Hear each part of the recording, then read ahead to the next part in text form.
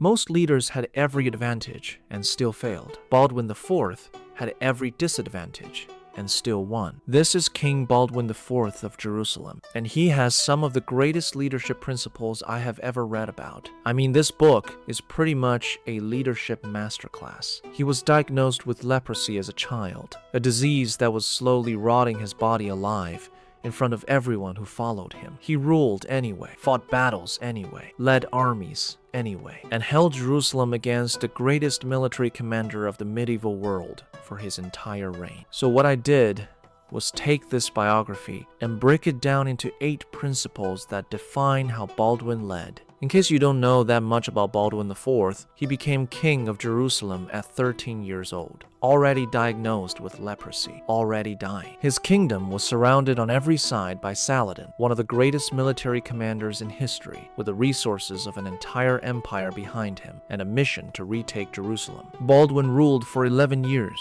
died at 24, and Jerusalem did not fall a single day while he was alive. But what's so interesting about Baldwin is not just what he did, it's how he did it. Principle 1, the diagnosis that became the mission.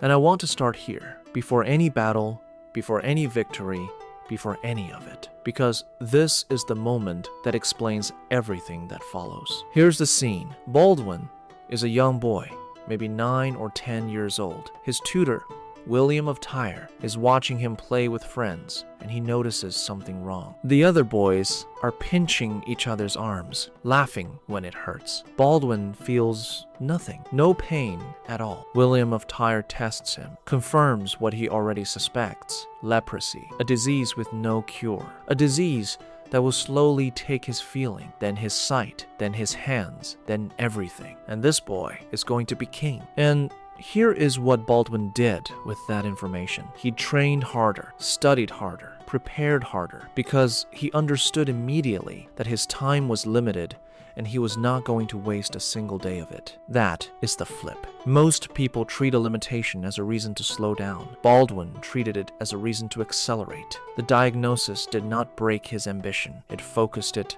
completely. And this is something you see repeating over and over in history. Genghis Khan, abandoned as a child, enslaved, betrayed. Every wound became fuel, not an excuse. Caesar wept at Alexander's statue, asking what he had done with his life. That shame drove everything after it. Jobs, after his first cancer diagnosis, became more focused, more ruthless about what mattered, more obsessed with finishing what he started than he had ever been before. The limitation accelerated everything. The limitation is not the problem. The limitation is information. It is telling you exactly how much time you have and exactly how much that time matters. The only question is what you do with that information. Principle 2, hide the weakness until the work is already done. Now here is where it gets strategic, because knowing your time is limited and deciding to use it, that is the internal decision. But Baldwin had a second problem, an external one. His body was visibly deteriorating. And in a medieval kingdom where the king's physical strength was directly tied to his legitimacy, that was an existential threat to everything he was trying to build. So here is what he did. He wore gloves, full armor at every public appearance. He managed what people saw, what they knew, and what they believed about his condition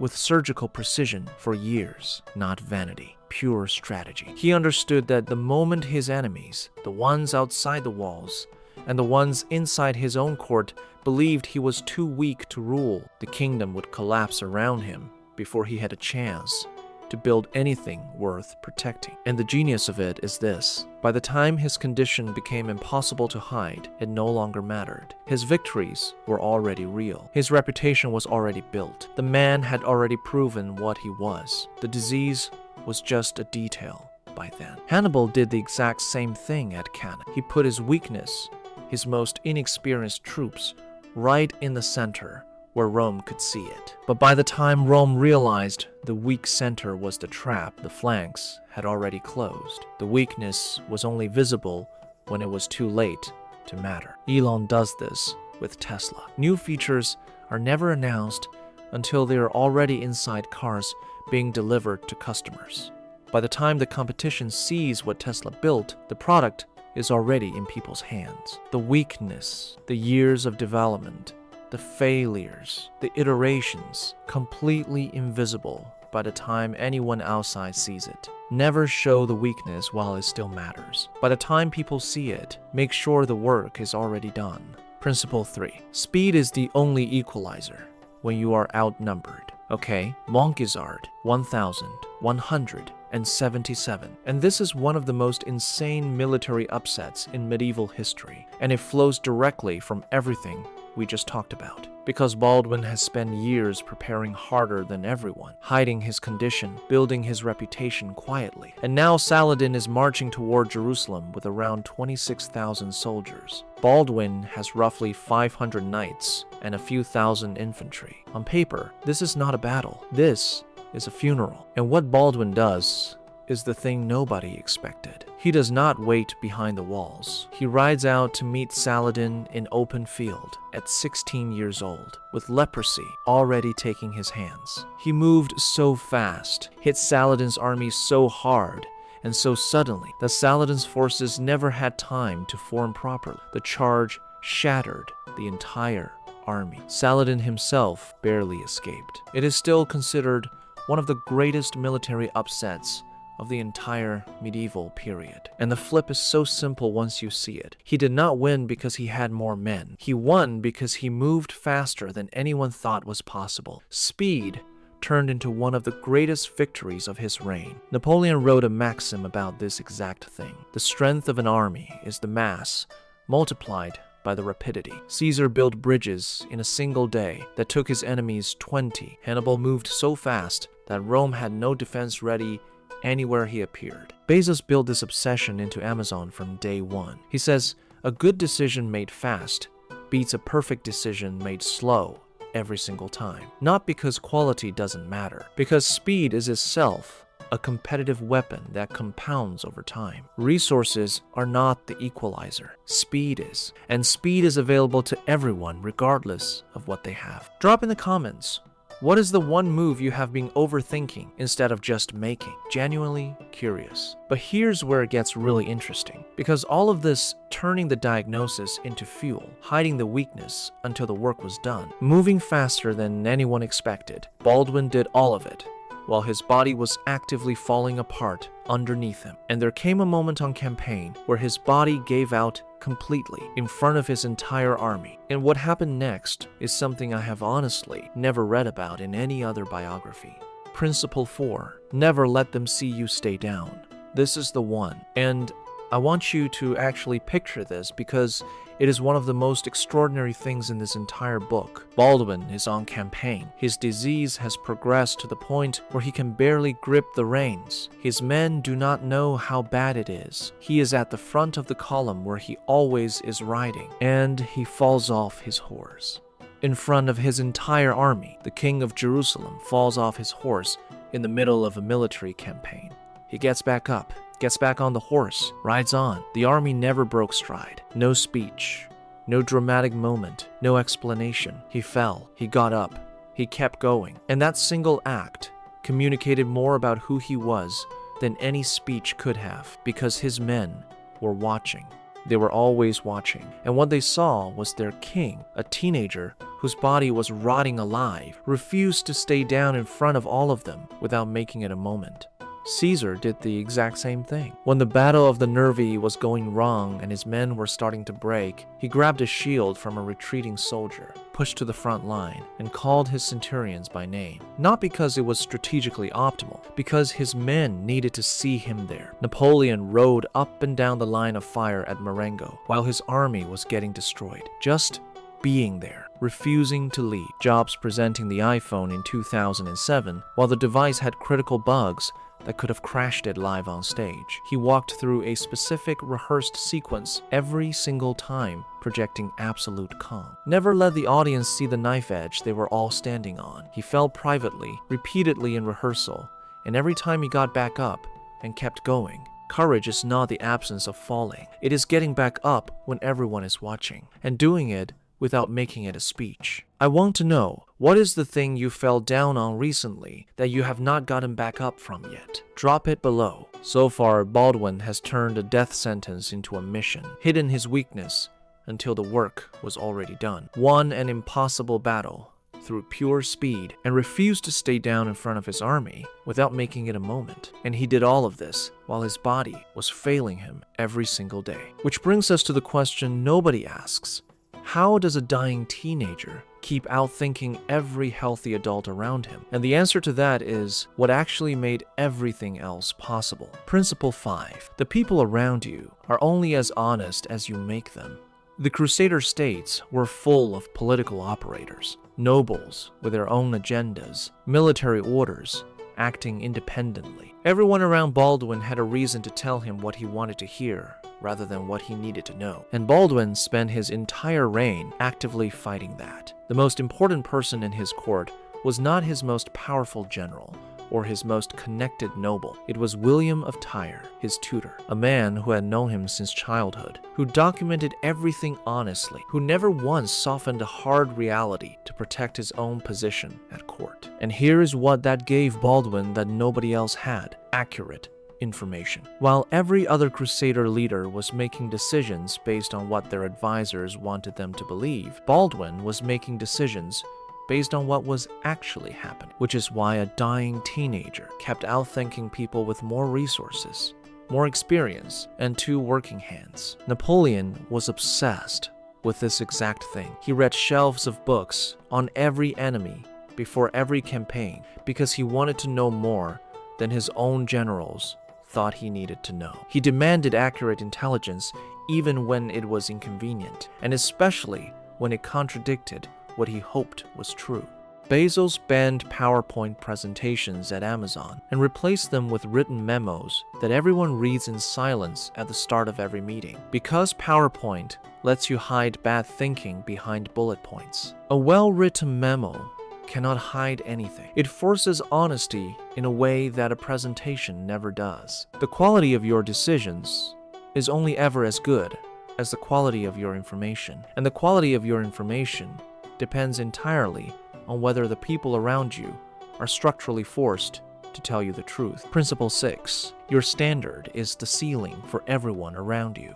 Let me come back to Montgesard, because there is a layer to that battle that connects directly to everything we just talked about. 500 knights against 26,000 soldiers. Every rational calculation says, get behind the walls and wait.